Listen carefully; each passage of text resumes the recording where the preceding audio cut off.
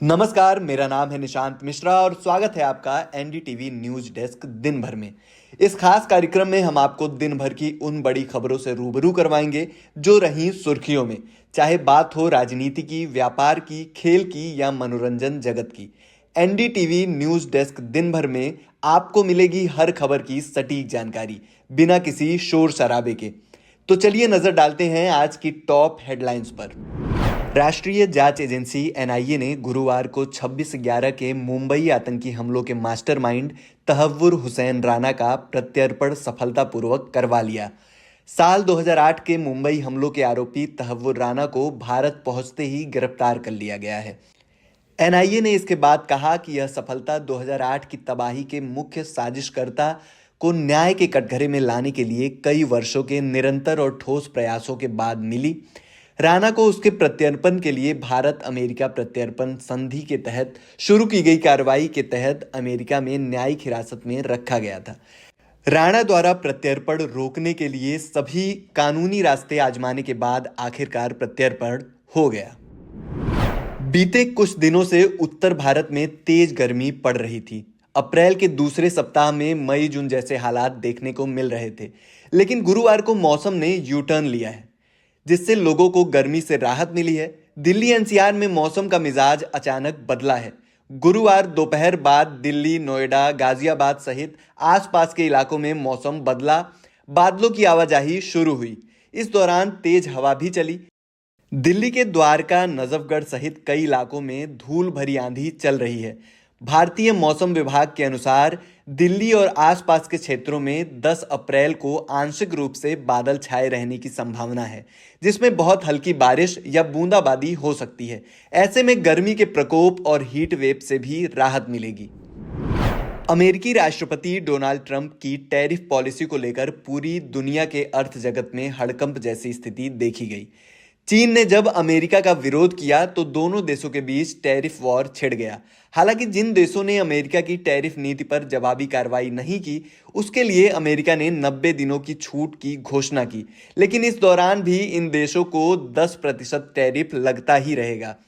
Tariff से हो रही कमाई के बारे में अमेरिकी राष्ट्रपति डोनाल्ड ट्रंप ने खुद बताया कि अमेरिका टैरिफ लगाकर रोजाना $2 बिलियन कमा रहा है। हालांकि इससे दुनिया के दूसरे देशों को नुकसान हो रहा है, लेकिन इस तरह अमेरिका का खजाना पूरा भर रहा है।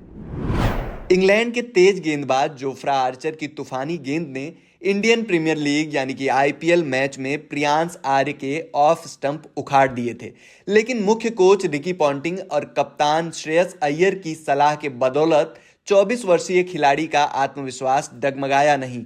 राजस्थान रॉयल्स के आर्चर ने लेंथ गेंद ने लगातार दूसरी बार प्रियांश के ऑफ स्टंप उखाड़ दिए थे।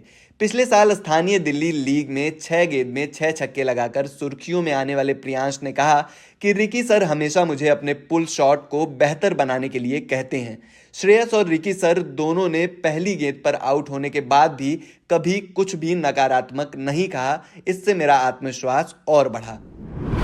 आईपीएल 2025 के बीच चेन्नई सुपर किंग्स को बड़ा झटका लगा है और टीम के कप्तान ऋतुराज गायकवाड़ कोहनी फ्रैक्चर के कारण पूरे सीजन से बाहर हो गए हैं।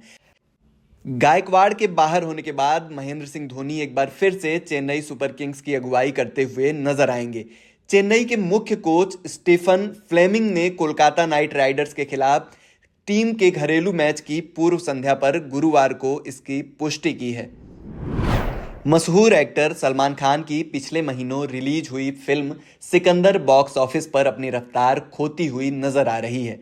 ईद के मौके पर 30 मार्च 2025 को रिलीज हुई इस फिल्म ने शुरुआती दिनों में ठीक ठाक प्रदर्शन किया था, लेकिन 12वें दिन आते आते इसकी कमाई लाखों में सिमट गई है। मीडिया रिपोर्ट के अनुसार सिकंदर ने अपने 12वें दिन यानी 10 अप्रैल 2025 को भारत में लगभग 80 लाख रुपए की कमाई की है। ये आंकड़ा फिल्म के लिए चिंता का विषय बन गया है, क्योंकि 200 करोड़ रुपए के भारी भरकम बजट वाली इस फिल्म से फैंस और निर्माताओं के ब्लॉकबस्टर की उम्मीद थी।